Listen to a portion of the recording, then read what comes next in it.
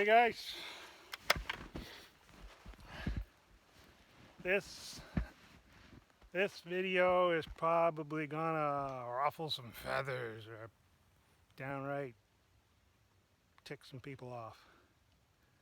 I got involved with a Facebook thing there a year or so ago, and when I saw that there's these logger groups, and I'm looking at like thousands of members, I thought, wow, that's pretty cool. So I got on a few of them, and really for two reasons. Okay, one, I've been doing this a long time. I've had just amazing opportunities to travel, work with a lot of guys all over the country, a couple of weeks in Europe, Scotland. You don't get that kind of opportunity without learning a few things. Work with that many guys in that many different login systems, you're going to pick up a trick or two. And I thought, well, I could pass them along, maybe help some guys out. The second thing I thought is I can learn. I'm always learning. Never ends. There's something that I learned that I honestly couldn't believe.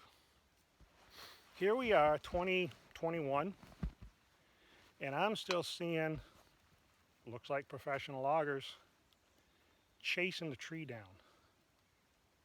Saw right in the back. Tree's halfway to the ground, chips are flying, and they're right there, still cutting. And I thought, wow. I mean, I'm assuming they know what they're doing. They certainly look it, and I'm betting they do.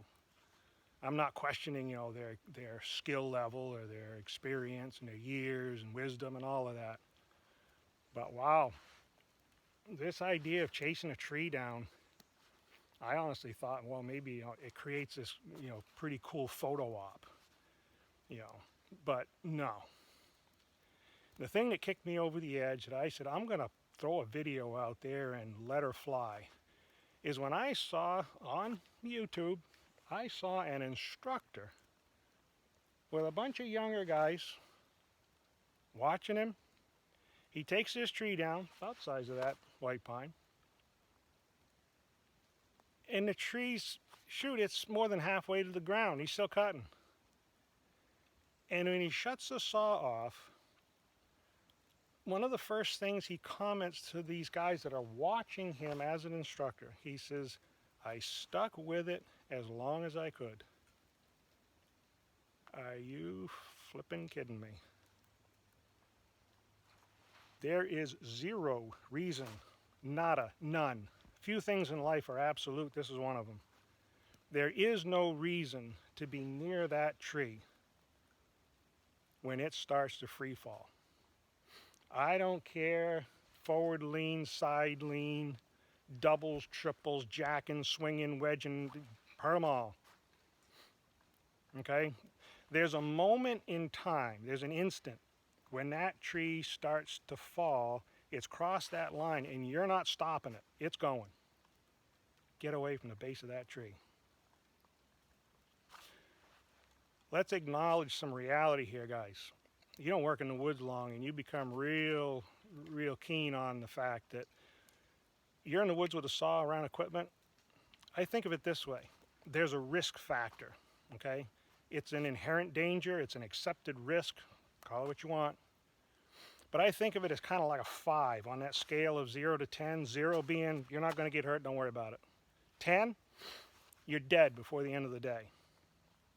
I think there's about a 5 throughout the day. Lots of ways of getting hurt, right? But we manage it, we learn, we watch, communicate, right? But when that tree crosses that line and starts to free fall, that risk factor spikes to about a 9.9. Think about it, for about 20 to 30 seconds as that tree's falling, limbs are breaking, trees are, getting pushed around, all that mass is going over, right? Your life is literally in peril for about 20 to 30 seconds. Tree hits the ground, things stop rocking around, limbs drop down, kind of look things over again. We're back to that 5. Heads up, but it's manageable. 40 years of working here, I've lost 4 guys to the woods. 4 guys that I knew personally, working on their own jobs, and I got the phone call. Jason, first 2 guys, actually the same name. Red pine butt crushed him up against another tree. Jason was the second guy. Dead limb out of the top. They found him in the woods. Robert, dead top broke out, crushed him up against his skidder. Kevin, I worked with Kevin 30 some years ago. This fall, I was driving past his landing. He's 2 miles from my house. I drive past his landing and I see the ambulance, fire truck, and 2 state troopers. And when I saw this 2 state troopers, I knew it was bad. Sure enough, Saturday morning, his daughter had stopped with a coffee and a muffin for him. He wasn't on the landing. She went in to see, found him. He was already gone. Saw laid right next to him, still idling. Blunt trauma to the head. Okay, guys, this, you could get killed doing this. Yeah, that's not a cliche. This is the real deal. One guy I know put it really nicely. He said, this is live fire. Okay? This idea of this holding wood in the back, or the trigger wood, or whatever you want to call it, don't go off on the deep end on me here and think that I'm from some ivory tower place and saying, well, if you do this, you're not going to get hurt. Well, of course not. That's stupid. But it allows you to get away from the base of that tree. There's no reason to be right there chasing that thing down. Okay? Look at the statistics. Circle around the tree, right? Radius around the base of that tree. That's where they find the body. I'm going to tell you something else. This idea of getting killed in the woods. I know a guy, this was last winter, works right here locally, retired age, okay? Worked in the woods his whole life. You know the deal. Once you work in the woods, hard to get out. Loved it. Dead limb, hit him in the head. Hit him on the hard hat, shattered a hard hat, broke his skull. If the person, he was working 10 minutes from the hospital, the person he was working with got him to the hospital in 10 minutes. They took one look at the injury, they threw him right in an ambulance and shipped him directly to a bigger hospital where they had the facility to handle him. And they split his head from his eyes to the back of his head, right across the top of his ear. They split his skull and took his skull off so that his brain could swell. I stood right there when he came out of it and he's back around. I stood right next to his bed talking to him. And I'll tell you what, it's some bizarre to talk to a guy that looks like half his head is gone. And a month later, they put his skull back on. And he's alive today.